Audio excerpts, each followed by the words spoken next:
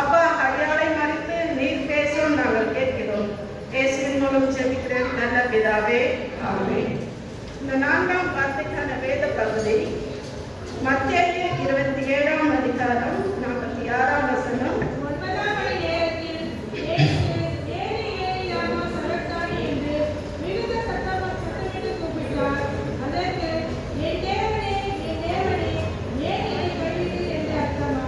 Mark 15:33-34.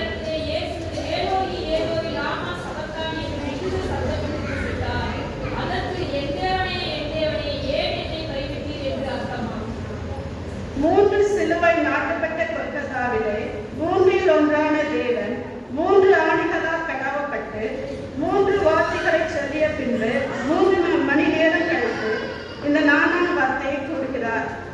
இந்த 7 வார்த்தையில் முதல் 3 வார்த்தைகள் மற்றவருக்காக சொல்லப்பட்ட வார்த்தை. மற்ற 4 வார்த்தைகளும் தனக்காக சொல்லப்பட்ட வார்த்தைகளாகும். இதில் முதலும் மையமும் கடைசியும் இந்த 3 வார்த்தைகளும் ஒரு ஜெபமான வார்த்தையும் கூட. இந்த முதல் வார்த்தையும் கடைசி வார்த்தையும் பிதாவே என்று அழைத்தவர்.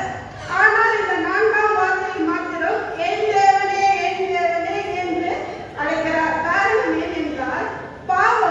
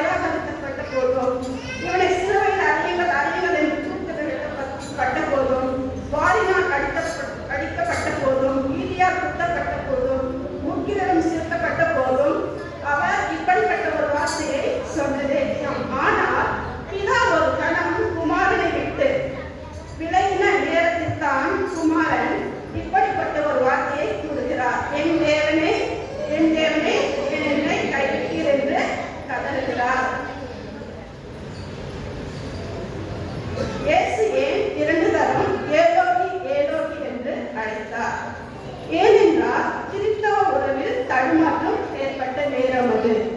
ஏலோகி ஏலோகி என்றால் என்ன அர்த்தம்? ஏன் தேவனே ஏன் தேவனே. அவர் யாரிடம் கேட்கிறார்? பிதாவிடமும் பரிசுத்த ஆவியானவரிடமும், இரண்டு பேரிடமும் அவர் கேட்கிறார்.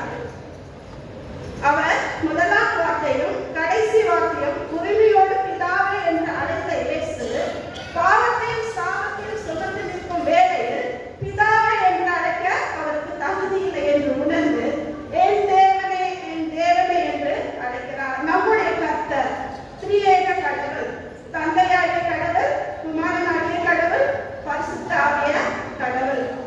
இம்மூவரும் எப்பொழுதும் ஒன்றாகவே இருப்பார்கள். பிதாவானவர் இயேசு கிறிஸ்து ஞானஸ்நானத்தின் போது கூட பிதாவானவர் பேசுகிறார். என்ன பேசுகிறார்? இவர் என்னுடைய நேசகுமாரன். அப்போது பரிசுத்த ஆவியானவர் எப்படி வருகிறார்? புறாவை போல் குமாரனிடத்தில் வந்து இறங்கினார். இப்படி எப்பொழுதும் ஒன்றாக இருக்கிறவர்கள், பிரிவே இல்லாத இவர்கள் சிலுவையில் இயேசுவின் மீது பாவம் சுமத்தப்பட்ட தருணத்தில் பரிசுத்த ஆவியானவர் அந்த பாவ சரீரத்தை விட்டு வெளியேற்றப்படுகிறார். பாவத்தை ஏறெடுத்து பார்க்காத சுத்த கண்ட பிதாவானவர் தன்னுடைய முகத்தை என்ன பண்றார்? திருப்பிக் கொள்கிறார். குமாரனுடைய வரலாற்றில் முதல் முறையாக இப்படிப்பட்ட ஒரு துடிப்பினை தனிமையை ஏற்பட்டது. குமாரன் மட்டும் தன்னந்தனியாக சிலுவையில் தொங்கிக் கொண்டிருக்கிறார். இந்த தனிமையின் வேதனை தான் ஏலோகி ஏலோகி என்ற கதறலின் காரணம். லாமா என்றால் லாமானா என்ன? லாமா ஏன் why அவர் கேட்கிறார், ஏன் என்னை கைவிடி. இந்த வார்த்தை கேட்டதும் பிதா மற்றும் ஆவியான உள்ளங்களும் எப்படியானது உடைந்து போயிருக்கும். ஏன் சொன்னா இவங்க எப்போதுமே ஒன்றா இருக்கிறவர்கள். நீங்க எப்பவுமே இப்படி செய்ய மாட்டீங்களே, நீங்க தனியா போடவே இல்லையே, நாம் எப்போதும் 3 பேரும் ஒன்றா இருக்கிறவர்களே என்றதுதான் குறிப்பிட்டுதான் அவர்களை குற்றப்படுத்திதான் ஏன் லாமா அப்படின்னு கேட்கிறார். சபத்தானி என்றால் என்ன? முழுவதுமாக கைவிடுதல், முழுவதுமாக கைவிடுதல். அதாவது ஒருவருக்கு பதிலாக இன்னொருவர் சாகடிக்கப்படுவதாகும். உலக மக்களின் ரட்சிப்புக்காய் அவர் சரீரம் உடைக்கப்பட்டது, இரத்த நாளங்கள் கிழிக்கப்பட்டது, ரத்தம் வழிந்தோடின. இந்த துன்பங்களின் மத்தியில் நான் உன்னை விட்டு விலகுவது இல்லை, உனக்காக கைவிடுவதும் இல்லை என்று ஆண்டவர் முழுவதுமாக இயேசுவை கைவிட்டார். ஒரு சிறிய உதாரணம். ஒரு தகவல் தன்னுடைய குமாரனை என்ன செய்கிறார்? விபத்து ஒன்றில் எழுந்து விடுகிறார். அவர் மிகவும் சோதனையோடு வேதனையோடு இருக்கிற நேரத்தில் சில வாரங்கள் கழித்து ஒரு ஊழியக்காரர் அவரை சந்திக்க செல்கிறார். அவரை பார்த்த உடனே அந்த தகப்பனார், என்னுடைய மகனை காலெட்டி கொள்ளும் பொழுது இந்த இயேசு கிறிஸ்து எங்கே போயிருந்தார் அப்படின்னு கேட்கும் பொழுது அந்த ஊழியக்காரர் எதுவுமே பேசாம பொறுமையாக, இயேசு கிறிஸ்துவானவர் சிலுவையில் மரிக்கும் போது எங்கே இருந்தாரோ உங்களுடைய பிள்ளையோ விபத்தில் வழிபடும் போது அங்கேதான் இருந்தார் என்று கூறினாராம். ஆமென். கண்மங்களே, நமக்காகவும் நம்முடைய பாவத்துக்காகவும் இயேசு கிறிஸ்துவானவர் என்ன பண்ணா? சிலுவையில் மரித்தார். இயேசு சிலுவையில் சில உணர்வுகளை வெளிப்படுத்தினார். அதில் பாவத்தின் உண்மையின் விளைவை வெளிப்படுத்தினார், தியாகத்தின் உணர்வை வெளிப்படுத்தினார், திருப்தியை வெளிப்படுத்தினார், அன்பை வெளிப்படுத்தினார். இது இயேசு சிலுவையில் வெளிப்படுத்தின உணர்வு, பாவத்தின் உணர்வு. பாவம் என்றால் ஆங்கிலத்தில் sin. இந்த SIN இது எப்படி மாறியது? சிலுவை இயேசு கிறிஸ்து சிலுவையில் அறையவும் எப்படி இருந்த இந்த பாவம், சிலுவையில் அறையப்பட்ட பிறகு எப்படி இந்த பாவம் மாறியது என்பதை குறித்து நாம் சிந்திப்போம்.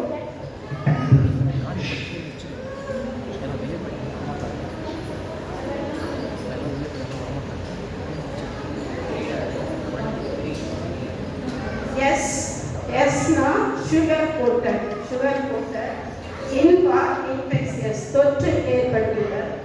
N நெக்லிஜென்சி புறக்கணித்தல் அல்லது நிராகரித்தல். சுகர் கோட்டர் இது எப்படி இருக்குமா? அழகானதாகவும் சுவையானதாகவும் ருசியானதாகவும் இருக்கும். இதேதான் ஏவாளுக்கு எங்க நடந்தது? ஏதேன் தோட்டத்தில். அந்த பழத்தை பார்ப்பதற்கு எப்படி இருந்ததா? பார்ப்பதற்கு பார்வையாகவும் புசிப்பதற்கு சுவையாகவும் ருசியாகவும் இருந்ததால் அதை என்ன பண்ணாங்க? பறித்து புசித்து ஆதாமுக்கும் கொடுத்து சங்கத்தை பாவத்தை வெளிப்படுத்தினார்கள். இப்படிதான் பாவம் நம்மளை சிறிது சிறிதாக ஏமாற்றி நமக்குள்ளாக பாவம் சேர்ந்து இந்த உலகில் அநேக மக்கள் பாவத்திலே இந்த மாய உலகிலே திரிந்து கொண்டிருக்கிறார்கள். இன்ஃபெக்ஷியஸ் தொற்று ஏற்படுத்தல். நான் ஒரு சின்ன வாசல் உதாரணத்துக்கு கரையான். அந்த கரையான் என்ன பண்ணும்? அது ஒரு சிறு பூச்சி தான். ஆனால் அது ஒரு என்ன பண்ணும்? சிறு மண்ணை சேர்த்து சேர்த்து ஒரு பெரிய குற்றையை உருவாக்கும். அதுபோல்தான் நம்முடைய வாழ்க்கையில கூட நாம் செய்கின்ற ஒவ்வொரு சிறு சிறிய பாவங்கள் கடைசியாக எப்படி ஒரு குற்றை போல ஓடிலிருந்து நம்மையே அது அழித்து போட்டுவிடும்.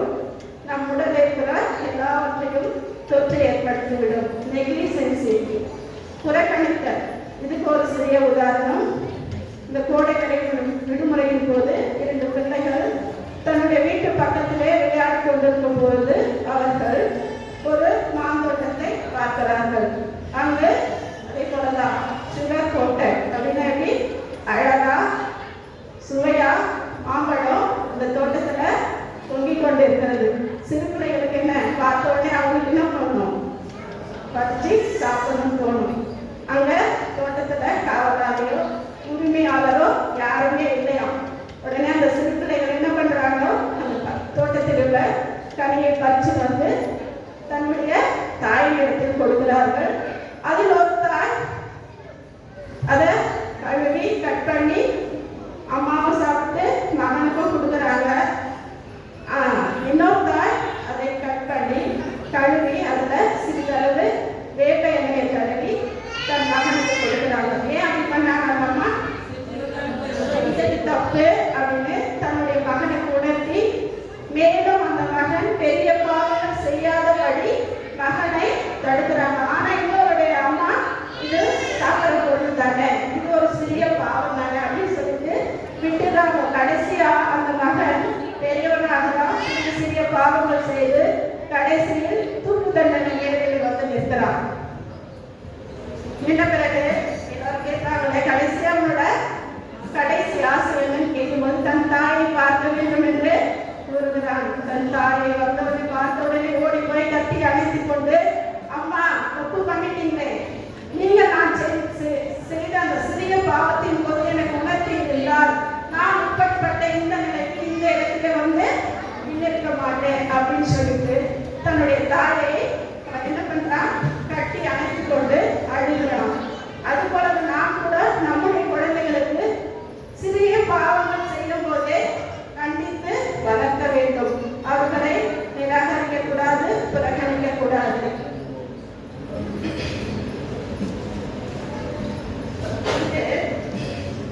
இப்படிதான் உலகத்துல என்னாச்சு? பாவம் கொஞ்சம் கொஞ்சமா அங்கங்க பெருகி கொண்டே வருது. அப்போ பிதாவானவர் பார்க்கிறார், என்ன செய்வது? இந்த உலகத்துல உள்ள பாவம் பெருகிச்சு அப்படின்னு சொல்லி அவர் என்ன பண்றாரு? சரி, இந்த மனுகுலத்துக்கு தன்னுடைய குமாரனை அனுப்புறாரு. அனுப்பினோடனே அவர் நமக்காக என்ன பண்றாரு? இந்த உலகத்துக்கு வந்து பிதாவானவர் தன்னுடைய ஒரே குமாரனை, செல்ல பிள்ளையை, நேசகுமாரனை ஜீவபலியாக ஒப்புக் கொடுக்கிறான் என்று சொல்லிதான் இந்த மனுகுலத்துக்கு வருகிறார். வந்த பிறகுதான் இந்த பாடுகள் பாவத்தை எல்லாம் தன்மேல் ஏற்றுக்கொண்டு தன்மேல் சுமந்து கொண்டு பின் சிலுவையில் மறைத்து மீட்பையும் ரட்சிப்பையும் தேடி தருகிறார். இப்பொழுது இந்த பாவம் SIN எப்படி மாறுகிறது என்பதை பார்க்க போகிறோம். எஸ் சுகர் கோட்டை எப்படி மாறிச்சான்? Save, secure, satisfaction. ரட்சிப்பு, பாதுகாப்பு, பரிசுத்தம். In the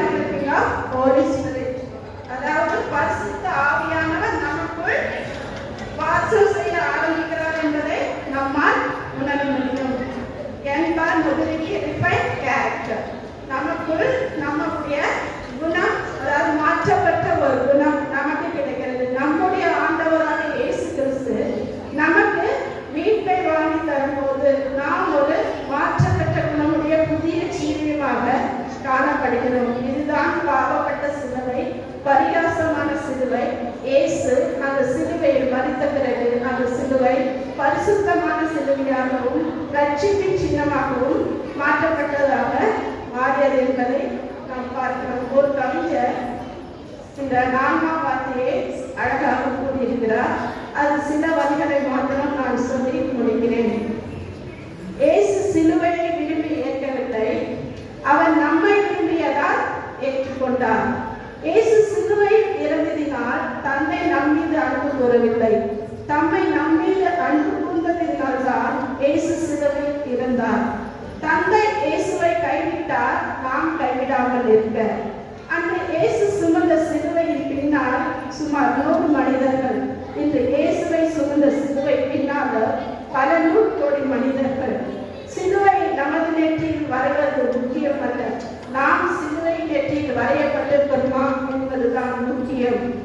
சிலுவையை சங்கதிகளில் தொங்கவிடப்பட்டிருக்கிறோம், நாம் சிலுவை இயேசுவோடு தொங்குகிறோமா என்பதுதான் முக்கியம். சிலுவை ஒரு பரவாசு மட்டும் விடுதலை ஆகவில்லை, எண்ணற்ற பரவாசிகள், யூதர்கள், பிலாத்துகள், பாவிகள், கள்ளர்கள், பிணங்களும் விடுதலை ஆகிக்கொண்டே இருக்கிறார்கள். சில மணி நேரம்தான் இந்த சிலுவை போராட்டம் முடிவில் யாம் இறைவனோடு சேர்ந்ததால் முடிவில்லாத மாறி முடிவில்லா காலங்களில் முடிவில்லா பாவங்களில் முடித்து வைக்கிறது. இதுவே இறையின் தத்துவம். கல்வாரிகளின் காற்றலைகளில் இன்னும் சுற்றி கொண்டே இருக்கிறது. ஏன் தேவனே, என் தேவனே, ஏன் என்னை கைவிட்டீர் என்று இயேசுவின் கதறல். ஏலோகி ஏலோகி லாமா சபக்தானி அல்ல, இப்போது எபுனி எபுனி லாமா சபக்தானி என்ற கதறல். என் இறைவா, என் இறைவா, ஏன் என்னை கைவிட்டீர், என் தனிமையின் கதறல் அல்ல. என் மகனே, என் மகளே, ஏன் என்னை கைவிட்டீர்கள் என்னும் சோகத்தின் கதறல். இது கல்வாரியின் காற்றலைகளில் இன்னும் சுற்றி கொண்டே இருக்கிறது. இதை காதுள்ளவர்கள் அனைவரும் கேட்க கடவர்கள். இந்த நாளை புனித நாளாக கொண்டாடாமல் நாம் புனிதமாக நம்முடைய சரீரத்தை புனிதமாக்கிக் கொள்வோம். இந்த 4ஆம் வார்த்தை இது ஒரு தத்தளிப்பின் வார்த்தை. பாவம் அறியாதவர் நமக்காக பாவமானார், ஒன்றாய் இருந்தவர் நமக்காக தூரமானார். இவர் என்னுடைய நேசகுமாரன் என்ற உறவை நமக்காக இழந்தவர். நம்மை பிதாவோடு சேர்க்கும்படியாக குமாரன் தூரமானார்.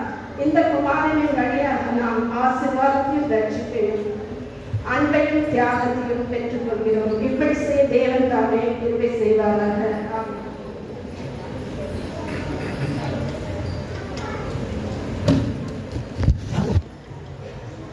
இதுண்டா